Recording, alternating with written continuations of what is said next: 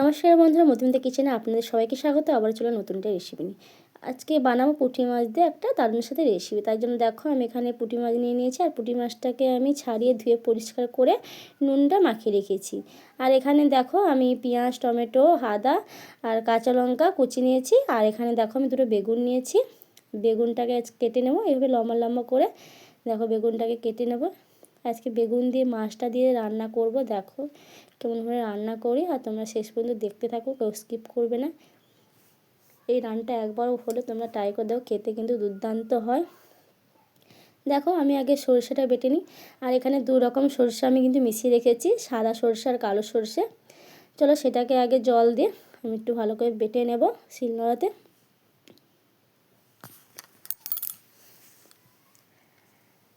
আর সরষেটা কিন্তু 2-4টা করে দিতে দিতে দেখবে আপসে সুন্দর কিন্তু বেলা হয়, বাটা হয়ে যাবে। দেখতে পাচ্ছ কি সুন্দর বাটা হয়েছে সরষেটা আমার।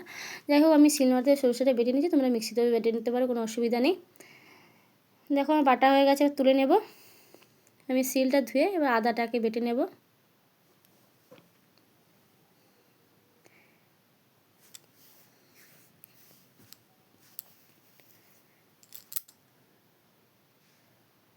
আমি আদাটা বেটে নিয়েছি। আর এখানে গ্যাসের মধ্যে একটা কড়াই বসিয়ে দেবো। গ্যাসটা ধরিয়ে দিয়েছি, তাই জন্য কড়া বসিয়ে দিয়ে কড়াটা আমার গরম হয়ে গেছে। আমি কড়াইয়ের মধ্যে সরষে তেল দিয়েছি। আজকে আমি সরষে তেলে রান্নাটা করে দেখাবো, তাই জন্য সরষে তেল নিয়েছি। সরষে তেলটা আমার গরম হয়ে গেছে।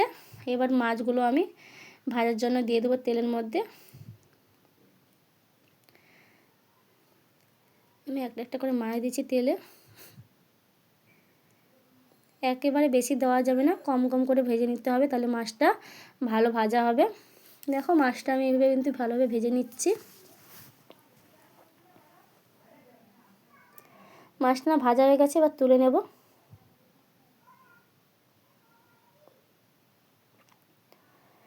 যাই হোক মাছটা ভাজা হয়ে গেছে, ওই তেলের মধ্যে আমি বেগুনটা যে কেটে রেখেছিলাম বেগুনটা ভাজার জন্য দিয়ে দেবো। বেগুনটাকে ভালো করে ভেজে নিতে হবে আগে।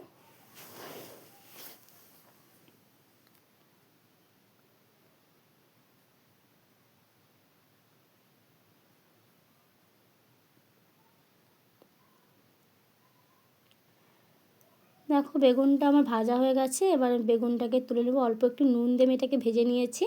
এবার বেগুনটাকে আমি তুলে নেব।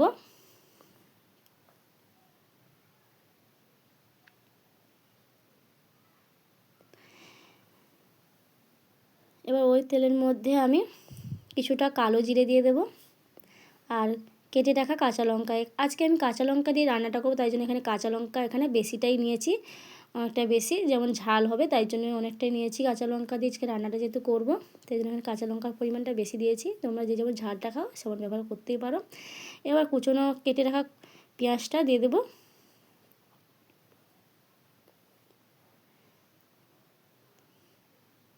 এবার পেঁয়াজটা দিয়ে তেলের মধ্যে আমি আবারও একসঙ্গে ভেজে নেব।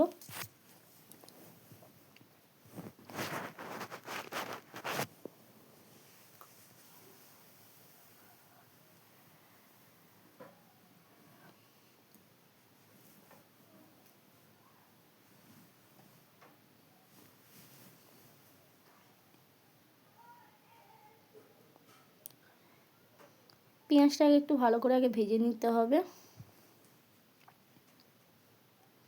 পেঁয়াজের মধ্যে অল্প একটু নুন দিয়ে দেবো, যাতে পেঁয়াজটা নরমও হয়ে যায়, তার জন্য পেঁয়াজের মধ্যে নুনটা দিয়ে আমি একটু ভালোভাবে ভেজে নেব।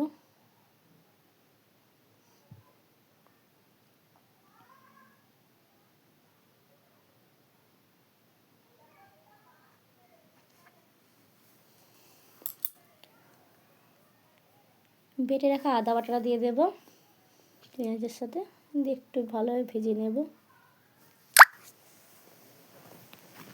এবার দুটো তেজপাতা আগে দিতে মনে নেই তেলে, তাই জন্য তেজপাতাটা দিয়ে আমি ভালোভাবে ভেজে নিচ্ছি।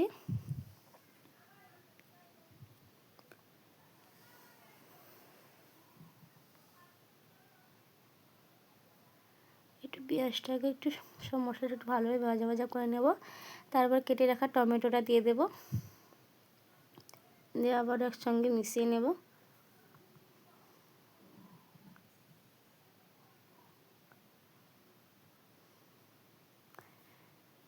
অল্প একটু নুন দিয়ে দেবো, যেহেতু আগে নুন দিয়েছিলাম আর টমেটো দিয়েছি, তাই জন্য অল্প একটু নুন দিয়ে দিচ্ছি যাতে টমেটোটা নরম হয়ে যায় তাড়াতাড়ি। তাই জন্য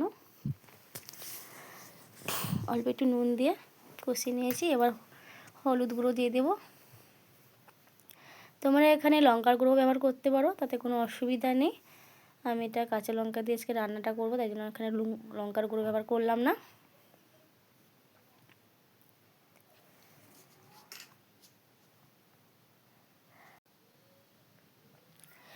এর সঙ্গে ভালোভাবে মশলাটা কষিয়ে নেব।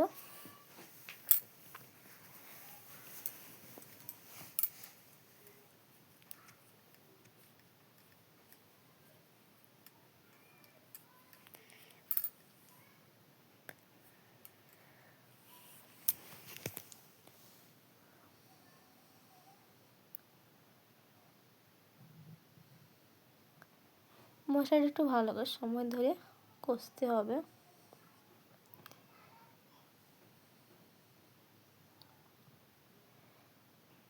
এবার অল্প একটু আমি জল দিয়ে দেবো, তাতে মশলাটা আরও ভালোভাবে কষানো হবে। তার জন্য জল দিয়ে একটু ভালোভাবে কষিয়ে নিচ্ছি।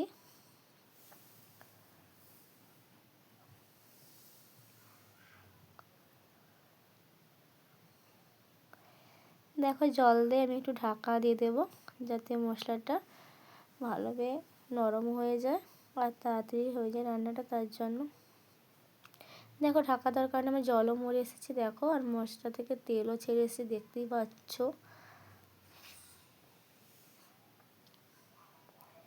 এবার আমি জল দিয়ে দেবো, যেহেতু মশলা কষানো হয়ে গেছে। জল দিয়ে দিচ্ছি।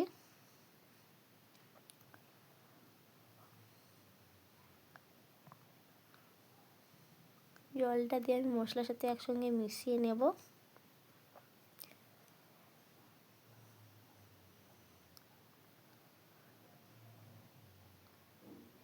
এবার সরষেটা যে বেটে রেখেছিলাম, সরষেটা কিন্তু জলের সঙ্গে মিশিয়ে নিয়েছি। আর যে নিচের যে খোলাটা কালো অংশে খোসাটা, ওটা দেব না, সরষের যে জল বাটাটাই আমি দেব। দেখো দিয়ে দিয়েছি, দিয়ে একসঙ্গে আবারও মিশিয়ে নেব। এবার ভেজে রাখা বেগুনগুলো দিয়ে দেব, আর ভেজে রাখা মাছটাও দিয়ে দেব, একসঙ্গে মিশিয়ে নেব।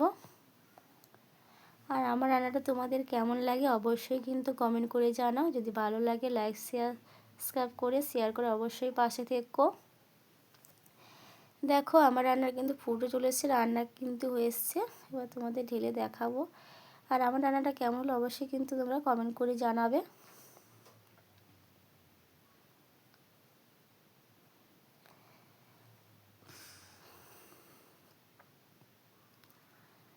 রান্না তো হয়ে গেছে, এবার তোমাদের ঢেলে আমি দেখাচ্ছি।